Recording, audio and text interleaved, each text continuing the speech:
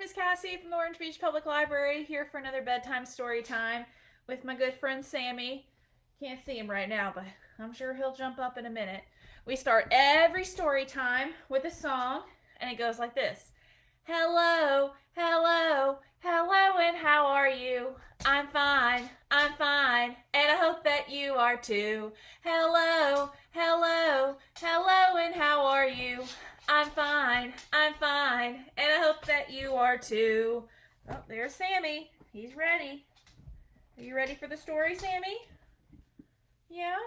Okay. Okay, let's get ready for the story. Ooh. We are going to read a brand new book that just got writing today. Sammy, it's time to read the story. I know. It's time to read the story. All right, go play with your toys. Go play with your toys. It's called Ivan. I'm going to go give Sammy a toy to play with. Because he wants to be in the movie. Come on. Get it. No.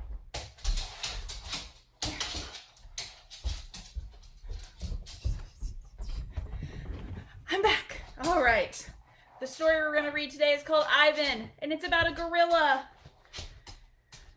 And it's a true story. It really happened. This is by Catherine Applegate and illustrated by G. Brian Harris. All right, let's see.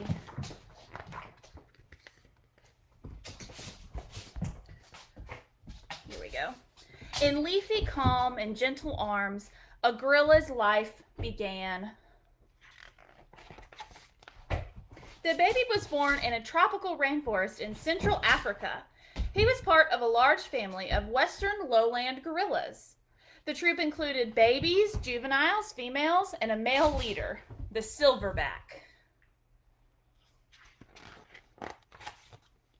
The more the baby gorilla grew, the more he played. The more he played, the more he learned. He rode on his mother's back. He listened to the hoots and grunts and chest beats of his father. He watched the older gorillas, clever and quick, as they wrestled and chased and swung from vines. Yeah. He did not learn about humans until it was too late. Poachers with loud guns and cruel hands stole the little gorilla and another baby. After thousands of miles and endless days in a black, damp crate, at last came light and fresh air. The jungle, green with life, was gone. The gorillas had traveled halfway around the world to Tacoma, Washington. A man who owned a shopping mall had ordered and paid for them, like a couple of pizzas, like a pair of shoes. Sad. People cooed and laughed and held the babies. They dressed them in human clothes and fed them human food. The shopping mall owner ran a Name the Babies contest. The winning names were Burma and Ivan. One dark day, soon after the babies arrived in their strange new world, Burma died. Without her, Ivan was all alone, with too much left to learn. Poor Ivan. While he was little, Ivan was cute and cuddly. For 3 years, he lived in a home like a human child. He slept in a bed and went to baseball games. He held babies and rode on a motorcycle. Wow.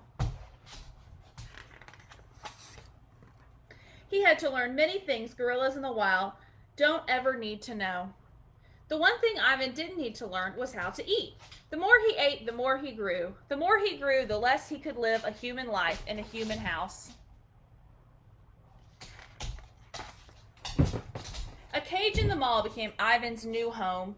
There wasn't much to do. Sometimes Ivan watched TV. Sometimes he played with an old tire. Sometimes he finger painted, signing the papers with his thumbprint. Mostly, he watched the humans watching him. Very sad.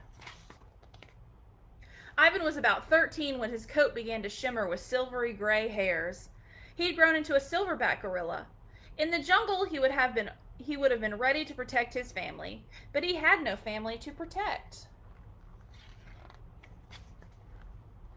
Year after year passed. People began to grow angry about Ivan's lonely life. Children and adults wrote letters and signed petitions and held protests.